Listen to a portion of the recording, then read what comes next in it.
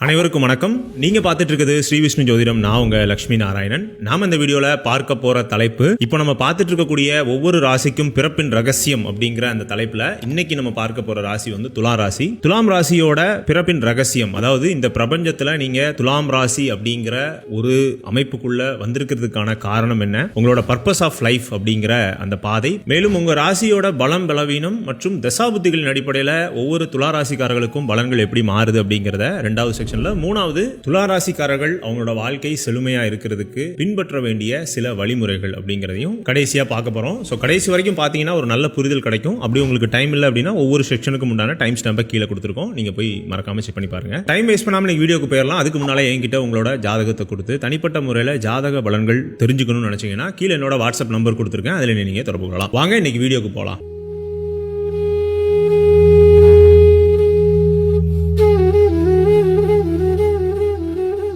காலபுருஷ தத்துவத்துக்கு 7வது ராசி அப்படின்னு சொல்லக்கூடிய துலா ராசியை பத்தி தான் இன்னைக்கு நம்ம பார்க்க போறோம். இது ஒரு ஜெனரலான ராசி பலன் வீடியோ மாதிரி இல்லாம உங்களோட பர்பஸ் ஆஃப் லைஃப், உங்களோட பலம் பலவீனம், இந்த மாதிரி கொஞ்சம் நுணுக்கமான விஷயங்களை நம்ம பார்க்க போறோம். இதுல துலா ராசி ஏன் அவ்வளவு சிறப்பு மிக்க ராசி அப்படிங்கிறதுக்கான ஒரு சின்ன விளக்கத்தை முதல்ல ஆரம்பிச்சிருவோம். அதாவது மற்ற எல்லா ராசிக்காரர்களையும் நீங்க பார்க்கும்போது, அதாவது துன்பம் தரக்கூடிய 3 பாவங்களை ஜோதிடம் சொல்லுது. 6, 8, 12 இந்த 3 தான் துன்பம் தரக்கூடிய பாவங்கள் அல்லது பாவகங்கள் அல்லது இடங்கள். இது எல்லாமே ஒரே அர்த்தம் தான். 6ஆம் இடம்ங்கிறது நோய் கடன் எதிரியை கொடுக்கக்கூடியது. 8ஆம் இடம்ங்கிறது துர்மரணம், சிறை, பெரிய கண்டம், பெரிய நோய்கள், பெரிய ஆபத்து, இதெல்லாம் குறிக்கக்கூடியது 8ஆம் இடம். 12ஆம் இடம்ங்கிறது விரயம், நீண்ட நாள் சிறை தண்டனை, பெரிய அகால மரணம், இது எல்லாத்தையும் அந்த 12ஆம் இடம் குறிக்கக்கூடியது. இந்த 3 இடங்களும் ரொம்ப துன்பமயமான ஸ்தானங்கள் அப்படின்னு ஜோதிடம் வரையறுத்து வைக்குது. நீங்க 12 ராசியையும் செக் பண்ணி பாத்தீங்கன்னா அந்த 12 ராசிகளுக்கும் 6, 8, 12 அதிபதிகள் யாருன்னு பாருங்க. இதுல துலா ராசிக்கு மட்டும் இந்த 6, 8, 12ஆம் அதிபதிகள் சுப கிரகங்களா வருவாங்க. இதை நான் வந்து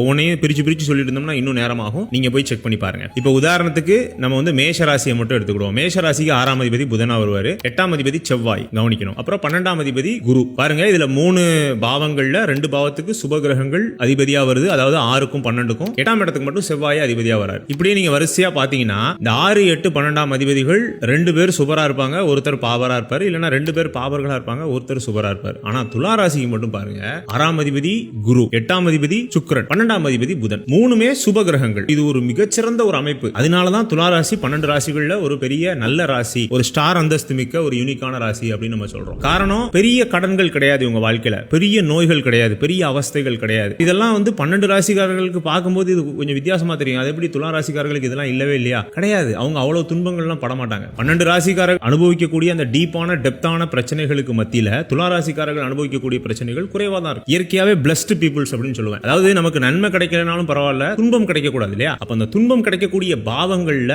சுப கிரகங்களோட ஆதிக்கம் அதிகமா இருக்கக்கூடிய ராசி துலா ராசி. இது ஒரு புதுமையான தகவலா உங்களுக்கு இருக்கும். நீங்க வந்து ஒரு ஜோதிட ஆராய்ச்சி மிக்க மாணவரா இருக்கிறீங்க, இல்ல ஜோதிடத்துல ஒரு ஆர்வம் இருக்குது, ஒரு ஆர்வலரா இருக்கிறீங்க அப்படின்னா இதை போய் செக் பண்ணி பாருங்க. இதுல இருந்தே நம்ம வந்து ஆரம்பிப்போம். அதாவது துலா ராசி ஏன் அவ்வளவு வலிமையான ராசி, துலா ராசியோட இயற்கையான அந்த குணங்கள் இங்க இருந்து தான் வருது. நீங்க பெரிய எதிரிகள்லாம் வச்சுக்க மாட்டீங்க. ஃபர்ஸ்ட் இந்த எதிரியை தான் நான் சொல்லுவேன். ஏன்னா 6ஆம் அதிபதியா குரு வர்றதுனால உங்களோட எதிரிகள் உங்களுக்கு குருவா அமைவாங்க. அதாவது இதை நீங்க எப்படி புரிஞ்சுக்கணும், நம்ம ஒருத்தரை எதிரி அப்படின்னு பிக்ஸ் பண்ணோம் அப்படின்னா அவங்க நம்ம கிட்டயே வந்து உதவி கேட்கக்கூடிய ஒரு நிலை எதிர்காலத்துல ஏற்படும். இதை நீங்க நிறைய உங்க வாழ்க்கையில பார்த்திருப்பீங்க. நமக்கு நிரந்தர எதிரிகளும் கிடையாது, நிரந்தர பகைவர்களும் கிடையாது துலா ராசியை பொறுத்த வரைக்கும். ஆனா எதுல பிரச்சனை அப்படின்னு பாத்தீங்கன்னா குடும்பம். குடும்பத்துக்காக எக்கச்சக்க சாக்ரிஃபைஸ் பண்ணக்கூடிய சகிப்புத்தன்மையோட இருக்கக்கூடிய ராசி துலா ராசி. துலா ராசி இருக்கிற இடம் எப்போதுமே கலகலப்பா இருக்கணும்னு நினைப்பீங்க. அதாவது ஒரு இடத்துல வந்து ஒரு கூட்டத்தை உருவாக்குறது, நிறைய பேர்களோட பயணிக்கிறது, நிறைய நண்பர்களை வச்சுக்கிறது, இதெல்லாம் துலா ராசியோட இயற்கையான குணமா இருந்தா கூட அந்த 6ஆம் இடம் எல்லாரையுமே நட்பா பார்க்கக்கூடிய ஒரு தன்மையை அது குறிக்கக்கூடியது. அதே மாதிரி 8ஆம் இடம் அதிபதி சுக்கிரன் திரும்பவும் உங்களோட ராசி அதிபதியா வர்றதுனால பெரிய ஆபத்துகள் கண்டம்லாம் கிடையாது. இருந்தாலும் ஆணா இருந்தா பெண்களால, பெண்ணா இருந்தா ஆண்களால சில தொல்லைகள் ஏற்படத்தான் செய்யும். உதாரணத்துக்கு நீங்க ஒரு ஆபீஸ்ல வேலை செய்றீங்க, நீங்க ஒரு ஆணா இருக்கிறீங்க, ஆண் துலா ராசிக்காரரா இருக்கிறீங்க, ஒரு பெண் மேனேஜர் வந்தாங்கன்னா உங்களுக்கு இடைஞ்சலா இருக்கும். அதாவது அதுல வந்து ஆண் பெண்கிற பிரிவை நான் பார்க்கல, சொல்றேன். இந்த 8ஆம் இடத்துக்கு சுக்கிரன் மாதிரியான ஒரு எதிர்பாலினத்தை குறிக்கக்கூடிய ஒரு கிரகம் அட்டமாதிபதியா வர்றதுனால இப்போ நீங்க ஒரு பெண் துலா ராசிக்காரரா இருந்தீங்கன்னா ஒரு ஆண் வந்து உங்களுக்கு ஒரு எதிர்ப்பு தன்மை கொண்டவரா இருப்பார், இல்லனா ஒரு முரண்பாடு கொண்டவரா இருப்பார். இது திருமண வாழ்க்கையில சொல்லல, வெளி வாழ்க்கையில புற வாழ்க்கையில சொல்றேன். இது ஒரு விஷயம். அடுத்தது வந்து மிக முக்கியமான விஷயம், 10ஆம் இடத்து அதிபதி சந்திரனா இருக்கிறதுனால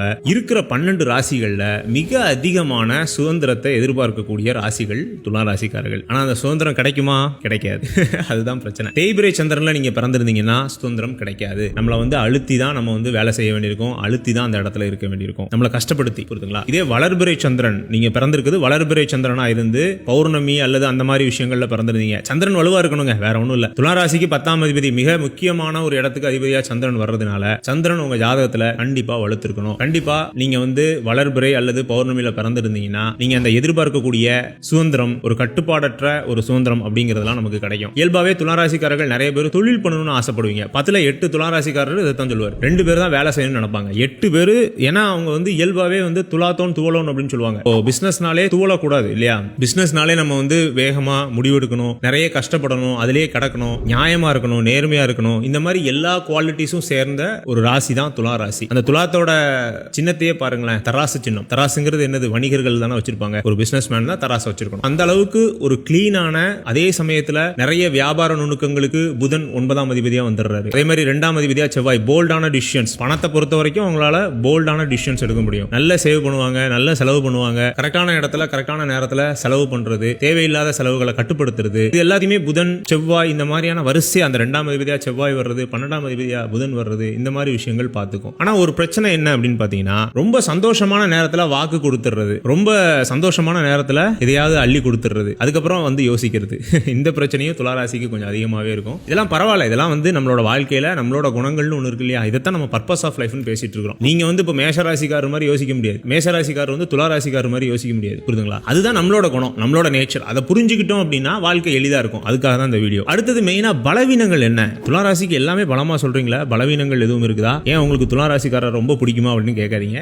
எல்லா ராசிக்காரரும் எனக்கு பிடிக்கும். இல்ல பலவீனம் அப்படிங்கிறது பாத்தீங்கன்னா துலாத்தோட முதல் பலவீனம் குடும்பம் தான். ஏன்னா இந்த 2ஆம் அதிபதியா செவ்வாய் ஒரு பாவகிரகம் வர்றதுனால குறிப்பா அந்த அம்மா வழியில அவங்களுக்கு நிறைய அவஸ்தைகள் இருக்கும். 4ஆம் அதிபதியா சனி இருக்காரு இல்லையா? அம்மாவுக்கு உடல்நல பாதிப்புகள் வரலாம், இல்ல அம்மாவோட அந்த ஒரு நெருக்கம், அந்த ஒரு பாசம் அப்படிங்கிறது கொஞ்சம் குறைவா இருக்கும். நம்ம வந்து மூத்த பிள்ளையா இருப்போம், இல்லைன்னா வந்து நம்மளை விட பாசம் மிகுந்த பிள்ளைகள் இருப்பாங்க. பாசம் மிகுந்த பிள்ளைகள்னா அம்மா அவங்க மேல பாசம் காப்பாங்க, அது நமக்கு கொஞ்சம் இடைஞ்சலா இருக்கும். அதே மாதிரி அம்மா வழி உறவுகள்ல சில பிரச்சனைகள், அம்மா வழி உறவுகள்ல நீண்ட கால ஏதாவது சாபங்கள் இல்ல நோய்கள் அந்த மாதிரி நம்மளை போட்டு படுத்தி எடுத்துட்டு இருக்கோம். ஏன் இந்த அம்மா வழியில மட்டும் நமக்கு நிம்மதியே இருக்க மாட்டேங்கி அப்படின்னு நம்ம நினைப்போம். இதுக்கு காரணம் என்னன்னா 4ஆம் அதிபதியா சனி வர்றது. குழந்தைகள் வழியிலையும் பிரச்சனை வரும். ஆனாலும் ஒரு அற்புதமான நல்ல வளர்ப்பு மிக்க குழந்தைகளை வளர்க்கிறதும் துளாராசி பேரண்ட்ஸ் தான். இந்த விட்டு பிடிச்சு வளர்க்கிறது அப்படிங்கிற கலையை துளாராசிக்காரர்கள் தான் கண்டுபிடிச்சிருப்பாங்களோ என்னமோ.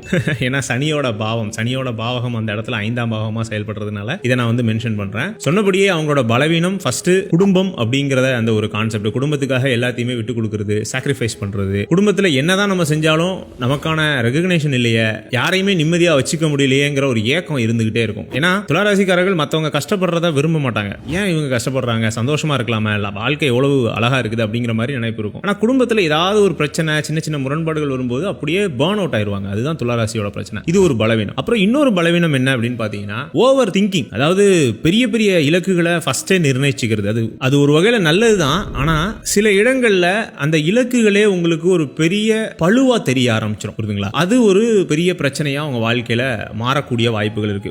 உதாரணத்துக்கு 100 பேர் செய்யற வேலையை நம்ம ஒருத்தரால செஞ்சிட முடியுங்கிற அந்த துணிச்சல் நம்மள்ட்ட இருக்கும். ஆனா முடியுமா? முடியாது இல்லையா? அதுக்கான டைம் எடுக்கும், அதுக்கான எனர்ஜி தேவை. இது எல்லாமே யோசிச்சு அந்த இலக்கை நம்ம நிர்ணயிக்கணும். இது ஒரு உதாரணத்துக்கு தான் சொல்றேன். இதே மாதிரி உங்களோட வாழ்க்கையில நீங்க பொருத்தி பாத்தீங்கன்னா தெரியும். நம்ம இலக்குகள் எப்போதுமே ரொம்ப பெருசா வைக்கிறது ஒன்றும் தப்பு கிடையாது. ஆனா அதை பிரிச்சு ஒரு ஷார்ட் டைம்ல சின்ன சின்ன இலக்குகளா மாத்திக்கும் போது ரொம்ப ஈஸியா இருக்கும் துளாராசிக்காரர்களை பொறுத்தவரை. அப்புறம் அடுத்த ஒரு பெரிய செக்ஷன் தசாபுத்தியின் அடிப்படையில் துளாராசிக்காரர்களோட பலன்கள். இது மிக மிக முக்கியமான ஒரு செக்ஷன். கண்டிப்பா இதை மிஸ் பண்ணாதீங்க. துளாராசியில மொத்தம் 3 நட்சத்திரங்கள் இருக்கு. சித்திரை, சுவாதி, விசாகம். இந்த 3 நட்சத்திரத்துல பிறந்தவங்க தான் இந்த வீடியோவை பார்த்துட்டு இருப்பீங்க. அதுல சித்திர நட்சத்திரத்துக்காரர்களுக்கு முதல்ல செவ்வாய் தசை வரும், சுவாதி நட்சத்திரத்துக்காரர்களுக்கு ராகு தசை வரும், விசாக நட்சத்திரத்துக்காரர்களுக்கு குரு தசை வரும். நம்ம செவ்வாய் தசையில இருந்து ஆரம்பிப்போம். செவ்வாய் தசை உங்க வாழ்க்கையில என்னென்னலாம் செய்யும்? செவ்வாய் வந்து குழந்தை பருவத்துல, அதுவும் குறிப்பா சித்திரை நட்சத்திரத்துக்காரர்களுக்கு மட்டும் வரும். ஒரு 6 வயசுக்குள்ள உள்ள குழந்தைகள், அதனால பெருசா ஒன்றும் மாற்றங்கள் பெரிய ஒரு இதுகள்லாம் இருக்காது. 6 வயசுக்குள்ள வர்றதுனால பேரண்ட்ஸுக்கு கொஞ்சம் பிரச்சனைகள் ஏற்படுத்தும். அந்த செவ்வாய் உங்க ஜாதகத்துல லக்னத்துல இருந்து 3, 6, 10, 11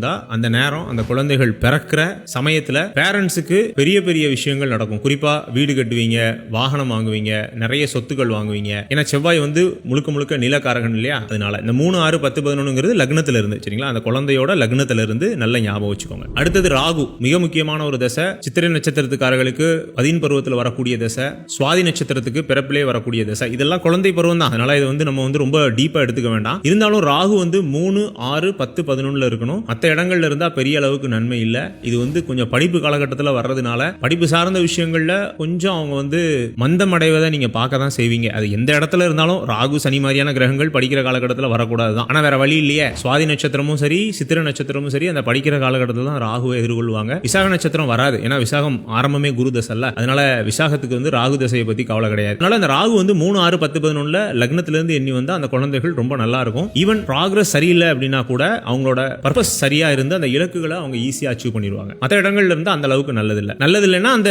வயசுக்குனே தகுந்த மாதிரி சில பிரச்சனைகளை ஏற்படுத்தும். ராகுனா செயற்கையான டாக்ஸிக்கான கிரகங்கள். நம்ம இந்த பையன் கூட சேரக்கூடாதுன்னு சொன்னா அவங்க கூடயே சேருவான், அவங்க கூடயே சேர்ந்து சுத்துவான். இந்த செயலை செய்யக்கூடாதுன்னா அந்த செயலே அவன் செய்வான். புரியுதுங்களா? அதுதான் அந்த மற்ற இடங்கள்ல இருந்தா வரக்கூடிய பிரச்சனைகள். ஆனா இதுல இருந்து ஈஸியா தப்பிச்சு வந்துருவாங்க. காரணம் என்ன அப்படின்னா, பொருள் அணியில பிறந்த எல்லா ராசிக்காரர்களுக்கும் ராகு ஓரளவுக்கு நன்மைகளை செய்வார். அதாவது மிதுனம், கன்னி, துலாம், ரிஷபம், மகரம், கும்பம், இந்த 6 ராசிகளும் பொருளணி ராசிகள். இந்த ராசி லக்னங்கள்ல பிறந்தவங்களுக்கு ராகு ஏதாவது ஒரு நன்மையை செஞ்சுட்டு தான் போவார். அதனால இந்த சின்ன வயசுல வருதுன்னு கவலைப்பட வேண்டாம். அடுத்தது குரு தசை, மிக முக்கியமான தசை. ஏன்னா துலா ராசிக்கு ஒரு கடுமையான பகை கிரகம் 6ஆம் அதிபதியா வருவார். முதல்ல சொன்னேன் இல்லைங்களா, ஜாதகத்தோட யூனிக்னஸும் இதுதான், ஜாதகத்தோட மோசமும் இதுதான். 6ஆம் அதிபதியா குரு தசை வர்றது சில பிரச்சனைகளை கொடுக்கும். ஆனா இந்த நேரத்துல நம்ம சொல்லக்கூடிய இந்த இடங்கள்ல இருந்தா அவங்களுக்கு பெரிய அளவுக்கு தீமைகள் இருக்காது. அதாவது உங்க ஜாதகத்துல 1, 5, 7, 9, 11 இந்த இடங்கள்ல உங்க லக்னத்திலிருந்து எண்ணி வரக்கூடிய இடங்கள்ல இந்த குரு இருந்தார் அப்படின்னா துலா ராசிக்கு மிகச்சிறந்த ராஜயோக தசையா இருக்கும். ஏன்னா இளமையில முதல்ல ஒரு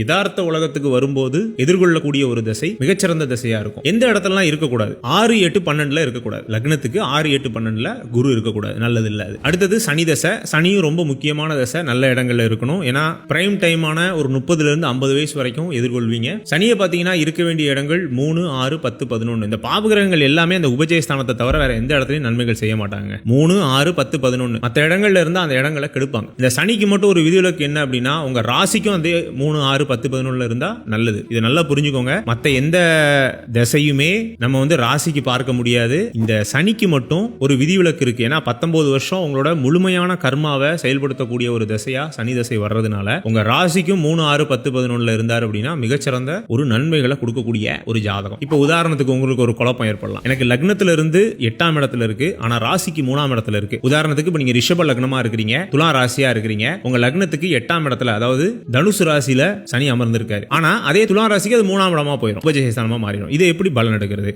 முதல் பாதியில அந்த அட்டமஸ்தான பலன்களை செய்வார். அட்டமஸ்தான பலன்கள்னா அவமானங்கள், சின்ன சின்ன தோல்விகள். அந்த தோல்விகள் எல்லாமே உங்களை மெருகேற்றும். அடுத்த கட்ட பெரிய வெற்றிக்கான அந்த அடித்தளமா அல்லது ஒரு படிக்கல்லா நமக்கு அது உதவ ஆரம்பிக்கும். First 8 years. 2வது பாதியில இருந்து துலா ராசியோட அந்த 3ஆம் இடம் செயல்பட ஆரம்பிக்கும். மிகச்சிறந்த ராஜயோக தசையா மாறும். ஏன்னா குருவோட வீடு, சனிக்கு வந்து குருவோட வீட்டுல, சுக்கிரனோட வீட்டுல எல்லாம் இருக்கும்போது தசை மிகச்சிறந்த தசையா இருக்கும். அதனால இது வந்து ஒரு 75% நன்மை தான். ஆனா அந்த 25% அட்டமம் அப்படிங்கிறது மறைஞ்சிருக்கிறதுனால அந்த அட்டம பலன்களை பெற்று நம்ம அதுல இருந்து யதார்த்த பாடங்களை கத்துக்குவோம். இப்போ உங்களுக்கு புரிஞ்சிருக்கும்னு நினைக்கிறேன். அடுத்தது புதன் தசை. இதுவும் ரொம்ப முக்கியமான தசை. ஏன்னா உங்க ராசிக்கு பாக்கியாதிபதி, லக்னத்துக்கும் அதே மாதிரி திரிகோணாதிபதியா வந்தா மிகச்சிறப்பு. அந்த லக்னத்துக்கு திரிகோணாதிபதியா வர்றதுக்கு நீங்க எந்தெந்த லக்னத்திலாம் பிறந்திருக்கணும்னு நான் சொல்றேன். இது ஒரு சின்ன முயற்சி, நீங்க முடிஞ்ச உங்க ஜாதகத்துல கண்டுபிடிங்க. ரிஷப லக்னம், மிதுன லக்னம், கன்னி லக்னம், துலா லக்னம், மகர லக்னம் மற்றும் கும்ப லக்னம், இந்த 6 பொருளணி லக்னங்கள்லயும் நீங்க பிறந்திருந்தீங்க. ராசியை விட்டுருங்க, ராசி நீங்க துலா ராசி தான். இந்த 6 பொருளணி லக்னங்கள்லயும் பிறந்திருந்தா புதன் மற்றும் சனி இல்ல சுக்கிரன், இந்த 3 பேருமே உங்களுக்கு வந்து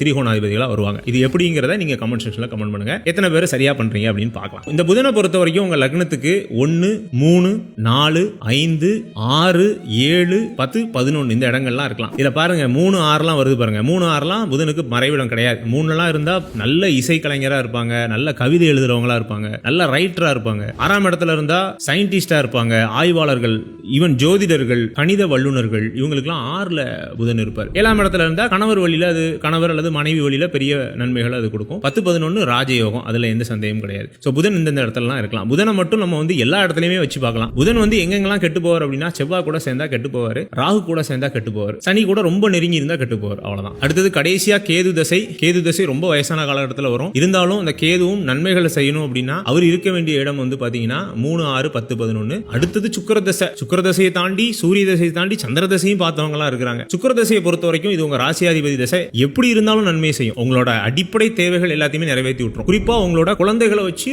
நீங்க நன்மை அடைவீங்க அந்த சுக்கிர தசையில. சுக்கிரன் எங்க இருந்தாலும் பரவாயில்ல, உங்க லக்னத்துக்கு 1, 2, 3, 4, 5, 6, 7, 8, 9, 10, 11, 12 வரைக்கும் 12 பாவங்களையும் எங்கனாலும் அவர் இருக்கலாம். சுக்கிரனுக்கு பெருசா மறைவிடம் கிடையாது. 3, 8ல மட்டும் கொஞ்சம் மறைவிடத்தை அவரோட களத்திர அதிபதி அப்படிங்கிற அடிப்படையில மனைவி அல்லது கணவன் வழியில பிரச்சனைகளை ஏற்படுத்துவார். மற்றபடி சுக்கிரன் வந்து ராசியாதிபதியாகவும் ஒரு பூரண சுபராகவும் வர்றதுனால அவர் 12 கட்டங்கள்ல எங்க இருந்தாலும் துலா ராசிக்கு நன்மை செய்வார். அடுத்தது சூரிய தசை. சூரியனும் ஒரு முக்கியமான தசை. 11ஆம் அதிபதியா வருவாரு. இந்த நேரத்துல எப்படியும் ஒரு 80 வயசாவது குறைஞ்சது ஆயிருக்கும் எல்லாருக்குமே. 80 வயசுல நமக்கு என்ன தேவை? நல்ல உடல் நலம் தானே தேவை. குழந்தைகள் நல்லா சந்தோஷமா இருக்கணும், பேரம்பேத்திகள் எடுத்திருப்பாங்க, அவங்களும் சந்தோஷமா இருக்கணும். இந்த மாதிரி நேரத்துல நமக்கு நல்ல உடல் நலத்தோட ஒரு கதை சொல்லுவாங்க இல்லையா, என்னோட 100வது வயசுல மாடியில என்னோட கொள்ளு பேரனோட தங்கத்தட்டுல நான் சாப்பிட்றத நான் வந்து வரமா வாங்குறேன் அப்படிங்கிற ஒரு கதை ஒன்று சொல்லுவாங்க.